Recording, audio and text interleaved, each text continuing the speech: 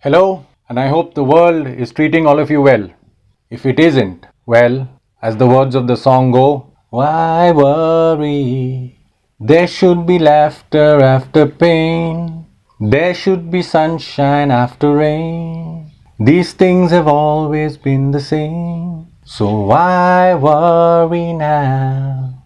Welcome to this series on the life and times the greatest football manager to have ever set foot on a football pitch, Sir Alex Ferguson.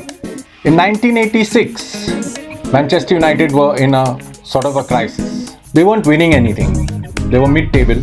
They needed desperately to get out of that rut. Atkinson was the manager at that time, and they sacked him. And they brought in this young manager from Aberdeen, Alex Ferguson. He joined United in November of 1986. And all was not hunky-dory initially. It was tough going. They still didn't win anything for almost 2 years. 3 years since after he joined. Until 1989, when they finally won a trophy, the FA Cup. Now those were the years when Liverpool were the hottest team playing in the league. Liverpool won the ascendancy. They were winning everything. Kenny Dalglish at his peak. When he joined Manchester United, they were 16-7 in terms of victories in the top echelons of English football, the top league. It was in the Premier League at that time. But they were 16-7 down to Liverpool. 16 wins to Liverpool, 7 to Manchester United, and he wanted to bridge that gap. Before we actually get into the actual secrets of what Fergie time is, we shall delve into a few insights during his reign as manager. His whole attitude towards coaching, towards the game at the club had changed. Now in Manchester United, ball possession is a religion. But ball possession without penetration is absolutely no use. What Sir Alex did was absolutely get the focus on the players basically was to always push forward. Ingrained into them. Push forward. No sideway passing, no backward passing, pushing forward. Even if they were down, in the last 10 minutes, even the goalkeeper would go forward. Pushing, putting pressure on the opposition. They had to score. That was what he wanted. That was what he made his teams out to be. In 92, again the years after 89, 90, 91, they were still not winning much. But then in 92, Sir Alex did the unthinkable, the absolute unthinkable, and bought Eric Cantona from Leeds. And that changed the whole scenario at the club. They started winning title after title after title after title. And he got in the class of 92. Brought them into the team slowly. 6 young boys, Ryan Giggs, David Beckham, Paul Scholes, Nicky Butt, and the 2 Neville brothers, Gary and Phil. They all gelled together, youth with experience, to build a formidable side. In the 1999 Champions League final, United, it was just extra time as in added minutes which were left for the game, and they were down 1-0 to a dominant Bayern Munich. This was an unbelievable night at the Camp Nou in Barcelona.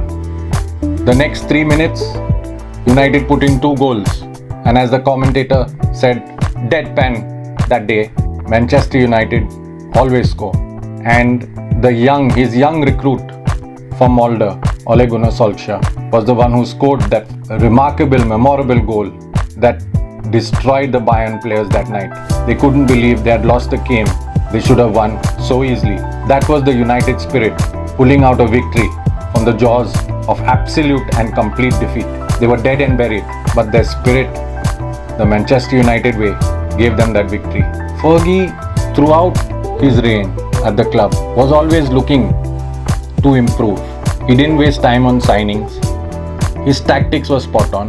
In 2008, the Champions League final, as the team gathered in the dressing room, Sir Alex told the team, the game is not over till it's won. Liverpool were down that night in Istanbul 3-0, and the Italians, AC Milan, were already celebrating. They were deciding what slogans they would put on their t-shirts, what party they would have after the game. But 2 of their old hands, Maldini and Gattuso, had told them, the game is not over, we still have to go out there and win it. But Liverpool, with a remarkable fighting comeback, drew the game and then won in penalties. And Sir Alex reminded his team that they need to go out and give it their all till the end. He wasn't feeling good that day because his past record in the past preceding 7-8 games were bad, where penalties were concerned, he had lost all of them. So he had almost given up when John Terry went up to take his penalty kick. He remembers that night Cristiano Ronaldo had already missed the first penalty and he was on the ground sobbing, and John Terry missed. Then Manchester United scored. It was sudden death. Nicolas Anelka walked up to the penalty spot. Van der Sar, as always, pointing to the left, that he would dive to the left, and as force of habit he always dived to the left. But this time Nicolas Anelka kicked to the right, Van der Sar dived to the right and saved it. And that was another Champions League victory. Football, in the words of Sir Alex Ferguson, bloody hell. What a game. It was a night the team remember. In the dressing room, he had told them before the game, I've already won. And the players did not understand what he was saying. He says, I've got a team together who have gelled, who have come together as one big family, as a football team, to win this tournament. Even if you lose, after giving your best, I have still won. And they really wondered what he was saying. He said, look at Patrice Evra. He comes from a family with more than 20 siblings, and his mother still managed to put foot on the table, and here he's playing for Manchester United. Look at Ji-sung Park. He's come from an Asian country with a totally different background, but he's still come here, gelled with the team, and he's still playing. Look at Wayne Rooney, brought up in the roughest neighborhoods of England, but he's here, he's playing together as a team. We are one team, and for that, and in that respect, I have won. And as Patrice Evra said, and we went out and won the Champions League. And now to the secret of Fergie time. Last 10 minutes of a game, Manchester United down, and Alex Ferguson would be on the touchline, slamming his watch, pointing to his watch and gesticulating. At that time, everyone thought that the referee sided Manchester United and they would give them the extra minutes till they could score.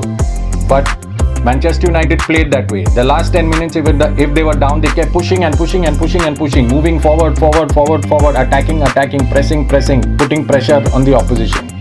And that picture of Sir Alex Ferguson coming to the touchline, tapping his watch, that wasn't for his team. That was to confuse the opposing team. When he came out onto the touchline, the opposing team manager wondered, what is going to happen now? How many minutes of extra time are there? How much time do we have left? Do we defend? Do we attack? The players on the pitch, they weren't even concentrating on the game. They were looking at the clock. They were looking at the coach. Again, which another 2 minutes, 3 minutes, 4 minutes, 5 minutes, how many minutes left? How many minutes of extra time? This confused the opposition and created a mental imbalance. And that's how they kept up the pressure, pushing till the end to win a game. And they always scored.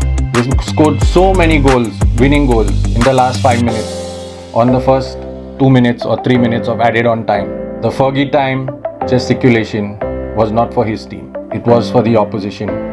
And my God, it really worked. Thank you for watching, and join us again for more insights into the life and times of Sir Alex Ferguson.